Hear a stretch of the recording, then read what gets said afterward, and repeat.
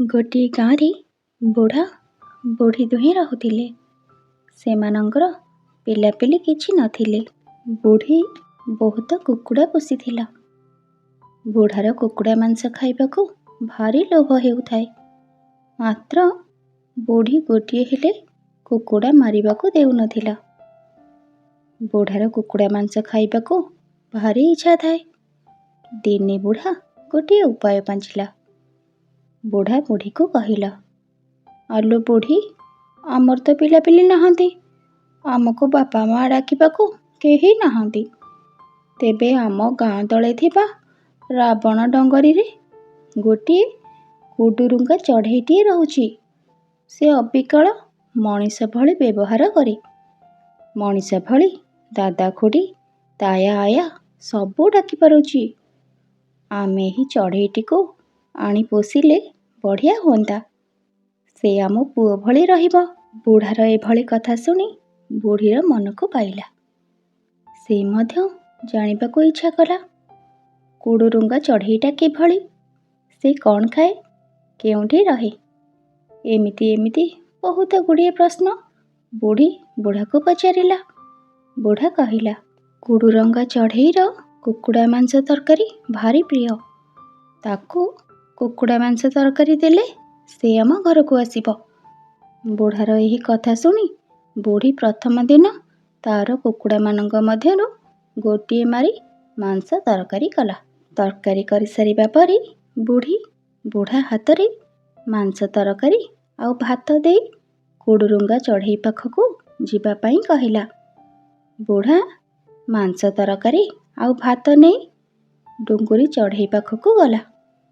ସେଠାରେ ଆରାମରେ ଯାଇ ମାଂସ ଝୋଳ ଖାଇଲା।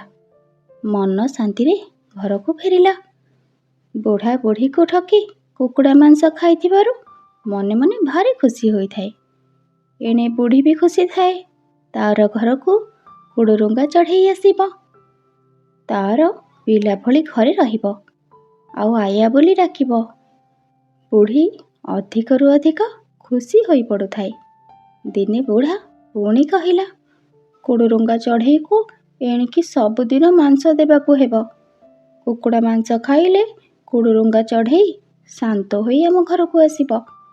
ବୁଢ଼ୀ ବୁଢ଼ା କଥାକୁ ବିଶ୍ୱାସ କରି ପୁଣି ଗୋଟିଏ କୁକୁଡ଼ା ମାରି ତରକାରୀ କଲା ଆଉ ବୁଢ଼ା ହାତରେ କୁଡ଼ୁରୁଙ୍ଗା ଚଢ଼େଇ ପାଖକୁ ପଠାଇଲା। ବୁଢ଼ା ତରକାରୀ ତକ ନେଇ ନିଜେ ଖାଉଥାଏ। ଏମିତି ବୁଢ଼ୀ ତାର ସମ୍ପୂର୍ଣ୍ଣ କୁକୁଡ଼ା ତକ ମାରି କୁଡ଼ୁରୁଙ୍ଗା ଚଢ଼େଇ ପାଖକୁ ତରକାରୀ ପଠାଉଥାଏ। କିନ୍ତୁ ବୁଢ଼ା ସବୁତକ ମାଂସ ଖାଇ ମହା ଖୁସିରେ ଥାଏ। ବୁଢ଼ୀର ସବୁତକ କୁକୁଡ଼ା ସରିଲା ପରେ ବୁଢ଼ୀ ବୁଢ଼ାକୁ କହିଲା, ମୁଁ ନିଜେ କୁଡ଼ୁରୁଙ୍ଗା ଚଢ଼େଇ ପାଖକୁ ଯିବି। ତାକୁ ମୋ ଘରକୁ ଆସିବାକୁ କହିବି। ବୁଢ଼ୀର ଏକଥା ଶୁଣି ବୁଢ଼ାର ଚିନ୍ତା ବଢ଼ିଗଲା। ତେବେ ସେ ସାହସ ସଞ୍ଚୟ କରି ବୁଢ଼ୀକୁ କୁଡ଼ୁରୁଙ୍ଗା ଚଢ଼େଇ ପାଖକୁ ନେବା ପାଇଁ ରାଜି ହେଲା। ବୁଢ଼ା ବୁଢ଼ୀକୁ କହିଲା, ଲୋ ବୁଢ଼ୀ, ତୁ କୁଡ଼ୁରୁଙ୍ଗା ଚଢ଼େଇ ଦେଖିବାକୁ ଯିବୁ। ତେଣୁ ତୁ ସାଙ୍ଗରେ ଗୋଟିଏ ପାଚିଆ ନେଇକି ଯାଇଥା। ପାଚିଆକୁ ମୁଣ୍ଡେଇ ତଳକୁ ମୁହଁ କରି ବସିବୁ। ମୁଁ ଗଛ ଉପରକୁ ଚଢ଼ିଯିବି। କୁଡ଼ୁରୁଙ୍ଗା ଚଢ଼େଇକୁ ଆଣି ତୋ ପାଚିଆ ଭିତରେ ରଖିଦେବି। ତୁ ସେଇ ଗଛ ନିକଟରୁ ଘର ପର୍ଯ୍ୟନ୍ତ ପାଚିଆକୁ ବୋହି ବୋହି ଯିବୁ। ବୁଢ଼ୀ ବୁଢ଼ାର କଥାରେ ରାଜି ହେଲା। ବୁଢ଼ୀ ତାର ପାଚିଆଟିକୁ ମୁଣ୍ଡରେ ଥୋଇ ତଳକୁ ମୁହଁ କରି ବସିଥାଏ। ବୁଢ଼ା ନିଜେ ସେହି ପାଚିଆରେ ବସିଗଲା। କହିଲା, ବୁଢ଼ୀ, କୁଡ଼ୁରୁଙ୍ଗା ଚଢ଼େଇ ତୋ ପାଚିଆରେ ବସିଗଲାଣି। ଏଥର ତୁ ଉପରକୁ ନ ଅନେଇ ତଳକୁ ଚାହିଁ ଚାହିଁ ଘର ପର୍ଯ୍ୟନ୍ତ ଚାଲିବା ଆରମ୍ଭ କର। ବୁଢ଼ୀ ବୁଢ଼ା କଥା ଅନୁଯାୟୀ କୁଡ଼ୁରୁଙ୍ଗା ଚଢ଼େଇକୁ ମୁଣ୍ଡେଇ ମୁଣ୍ଡେଇ ନେଉଛି ଭାବି ତାର ବୁଢ଼ା ସ୍ୱାମୀକୁ ମୁଣ୍ଡେଇ ମୁଣ୍ଡେଇ ଘର ପର୍ଯ୍ୟନ୍ତ ଚାଲିଲା। ଗାଁର ଲୋକ ଏହା ଦେଖି ହସିବାକୁ ଲାଗିଲେ।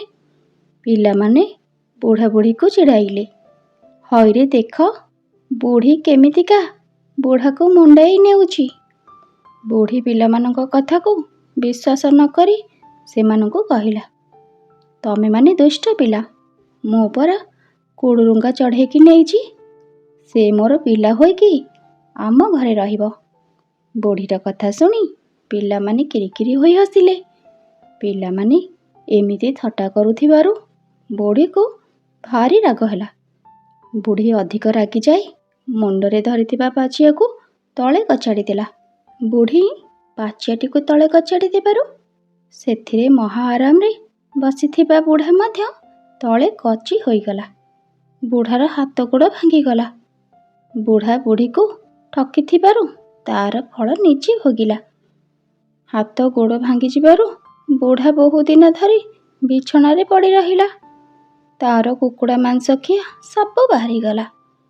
ବୁଢ଼ାର ହାତ ଗୋଡ଼ ଭାଙ୍ଗିଯିବାରୁ ବୁଢ଼ୀ ମଧ୍ୟ ବହୁତ ମନ ଦୁଃଖ କଲା। ପ୍ରତିଦିନ ଏହିଭଳି ସୁନ୍ଦର ସୁନ୍ଦର କାହାଣୀ ଶୁଣିବା ପାଇଁ ମୋ ଚ୍ୟାନେଲକୁ ସବସ୍କ୍ରାଇବ୍ କରନ୍ତୁ।